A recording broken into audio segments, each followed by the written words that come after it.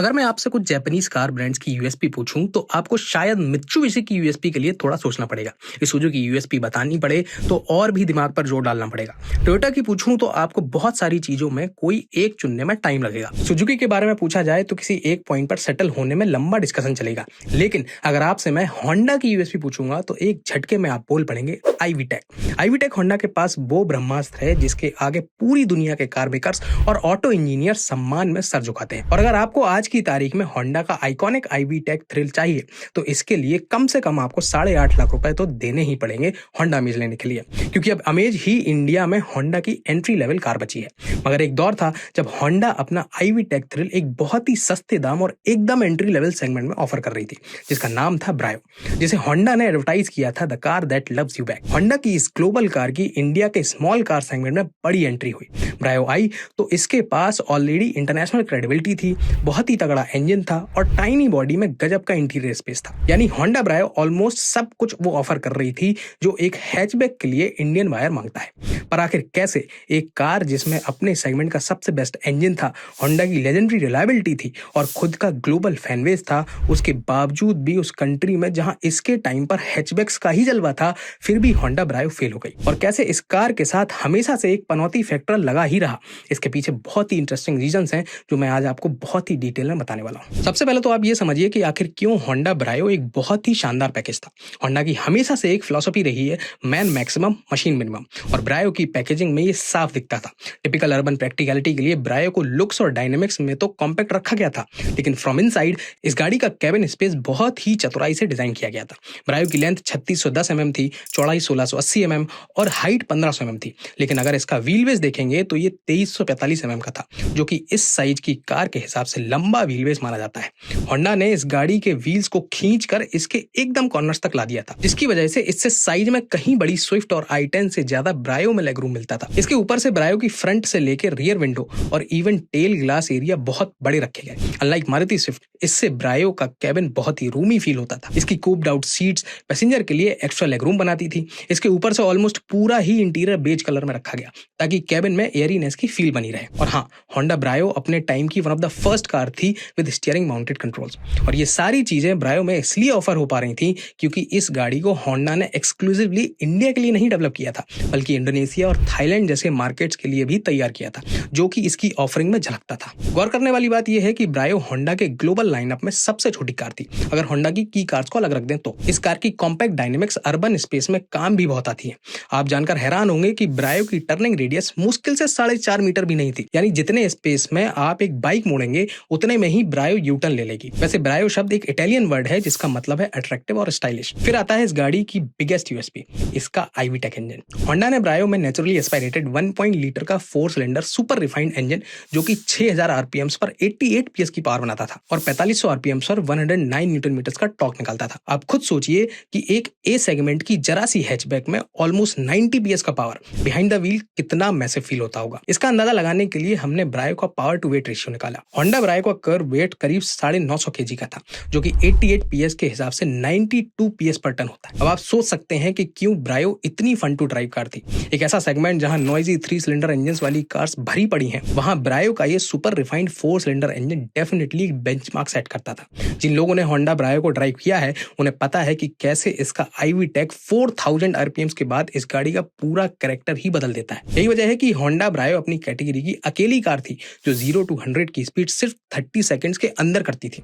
Honda ब्रायो में 5 speed manual transmission मिलता था और फिर सीवीटी गियर बॉक्स भी इसमें आने लगा, जो बढ़िया माइलेज निकालता था। होंडा ब्रायो का एआरआई क्लेम्ड माइलेज 18.5 केएमपीएल का था। हालांकि रियल वर्ल्ड में ये सिटी में 10 से 16 केएमपीएल का माइलेज देती थी और हाईवेज पर 17 से 21 तक निकाल देती थी। मगर ब्रायो उस दौर में इंडिया आई थी जब इसके सेगमेंट में सुजुकी स्विफ्ट ऑलरेडी किंग बनी बैठी थी। Hyundai i10 की जड़ें भी मजबूत हो चुकी थी और इतना ही नहीं, शेवरले बीट और फोर्ड फीगो का भी गजब का क्रेज मार्केट में फैला हुआ था। और आपको याद हो तो मैंने बताया था कि होंडा ब्रायो के साथ हमेशा से एक ना एक पनौती लगी रही, क्योंकि जब इंडिया के अंदर अर्ली 2011 में होंडा इसे लॉन्च करने का प्लान कर रही थी, तब जापान में बहुत भयानक 9.1 रिक्टर स्केल का अर्थक्वेक आया था और भयंकर सुनामी लाया, जिसके बाद ब्रायो का लॉन्च टल गया और फिर सितंबर 2011 में ये गाड़ी इंडिया में लॉन्च हो पाई। और जब ब्रायो इंडिया में लॉन्च हो रही थी तब इंडियन हैचबैक सेगमेंट में 2 बहुत मेजर कार्स लॉन्च हो रही थी। पहली थी टोयोटा की इंडिया के लिए first ever hatchback Etios Rewa, जो कि unlike ब्रायो India specific he design and develop की गई थी। और दूसरी सबसे मेजर लॉन्च थी सेगमेंट की बादशाह मारुति सुजुकी स्विफ्ट की सेकंड जनरेशन। और ऐसे टाइम में ब्रायो का लॉन्च अपने आप में एक सेटबैक से कम नहीं था, क्योंकि भले ही ये दो कार्स ब्रायो के सेगमेंट में नहीं पड़ती हूँ, मगर सारी लाइमलाइट और कंज्यूमर स्विफ्ट खींच ले गई। अब ब्रायो की लॉन्च टाइमिंग खराब करने के अलावा एक और पनौती इसके फेलियर में कंट्रीब्यूट करती है। सब जानते हैं कि ये वो वाला टाइम था जब हैचबैक सेगमेंट में डीजल इंजन का ऐसा क्रेज था जैसा आज के टाइम पर सीएनजी का। स्विफ्ट से लेकर शेवरले बीट तक, एटियोस लीवा से लेकर फोर्ड फीगो तक ऑलमोस्ट हर हैचबैक में डीजल इंजन मिल रहा था, जो कि इन कार्स की सेल्स में एक बहुत बड़ा चंक ड्राइव कर रहे थे। मगर होंडा ब्रायो में कभी डीजल इंजन दे ही नहीं पाई। उसके पीछे पनौती ये रही कि 2011 में थाईलैंड में भी फ्लड्स आई थी, जिसमें होंडा का इंजन मैन्युफैक्चरिंग प्लांट पूरी तरह से तबाह हो गया था, जिससे अगले कुछ सालों तक होंडा चाहकर भी ब्रायो में डीजल इंजन नहीं दे पा रही थी। मगर साल 2013 तक जब सब नॉर्मल होने लगा तो होंडा डीजल इंजन तो लाई, मगर ब्रायो में नहीं बल्कि अमेज में, क्योंकि तब इस गाड़ी की कमर्शियल फ्लीट्स के लिए अच्छी खासी डिमांड आ रही थी। जबकि साल 2013 में जब हिंडे ने अपनी ग्रैंड आई-10 लॉन्च की थी तो इसमें तक एक 1.1 लीटर का U2 VGT डीजल इंजन आया था। इस चक्कर में जो बचे कुचे बायर्स ब्रायो की तरफ आते भी, वो भी ग्रैंड आई-10 में बैठकर घर चले गए। इवन साल 2016 में जब ब्रायो का मिड लाइफ फेसलिफ्ट आया, तब भी होंडा ने ब्रायो को डीजल इंजन नहीं दिया। ब्रायो के सामने ग्रैंड आई-10 एकदम रिफ्रेश लुक्स और परफेक्ट फैमिली हैचबैक थी, जो कि बाहर ही नहीं बल्कि कैबिन में भी एकदम प्रीमियम फील देती थी। क्योंकि जब बात फैमिली यूसेज की आती थी तो ब्रायो काफी अनप्रैक्टिकल साबित हो रही थी, और इसका सबसे मेन रीजन था इसका टाइनी बूट स्पेस।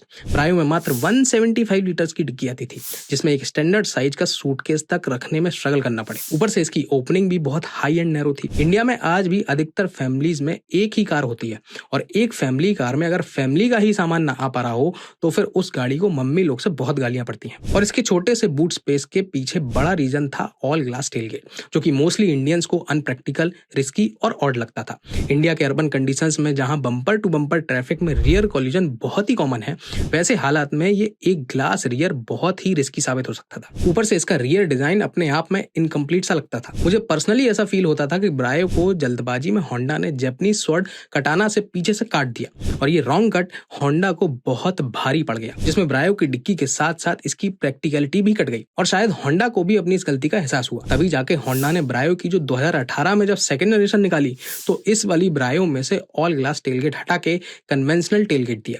ब्रायो की सेकंड जनरेशन को होंडा ने नाम तक इंडियन दिया था, ब्रायो सत्या। मगर अफसोस कि होंडा इसी ब्रायो को इंडिया में लॉन्च नहीं कर पाई, और उसके पीछे एक तीसरी पनौती रही, क्योंकि जब तक सेकंड जनरेशन ब्रायो के लॉन्च का इंडिया में वक्त आता, तब तक इंडिया में BS6 एमिशंस नॉर्म्स लागू होने की डेडलाइन करीब आ रही थी। और होंडा क्योंकि ब्रायो में इतना कॉन्फिडेंस ही नहीं दिखा पा रही थी कि इंडिया के लिए इसके इंजन को BS6 के हिसाब से अपग्रेड कर सके, और आखिरकार होंडा ने अप्रैल 2019 में ब्रायो को साइलेंटली डिसकंटिन्यू कर दिया। बाय द वे, कम ही लोगों को पता है कि डिसकंटिन्यू हो चुकी होंडा ब्रायो जब 2011 में आई थी तब से ही E20 कंप्लाइंट थी, लेकिन होंडा ने तब और ना आज अपनी कार्स की मार्केटिंग पर कभी ढंग से काम किया ही नहीं है। होंडा ब्रायो के फेलियर में इसके हाई मेंटेनेंस का भी योगदान रहा। हालांकि इसका इंजन तो नो डाउट रिलायबल था, मगर इसके स्पेयर पार्ट्स मारुति और हिंडे से काफी महंगे पड़ते थे।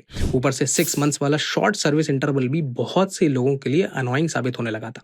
इसके अलावा ब्रायो के पार्ट्स की अवेलेबिलिटी भी एक मेजर प्रॉब्लम हो रही थी। और हाँ, जब साल 2013 में होंडा ने अमेज लॉन्च की थी, तब इस गाड़ी ने होंडा के सारे एंट्री लेवल कस्टमर्स अपनी ओर खींच लिए थे, क्योंकि इसमें एक उम्मीद से भी बड़ा बूट था और Japanese ID tech diesel engine भी।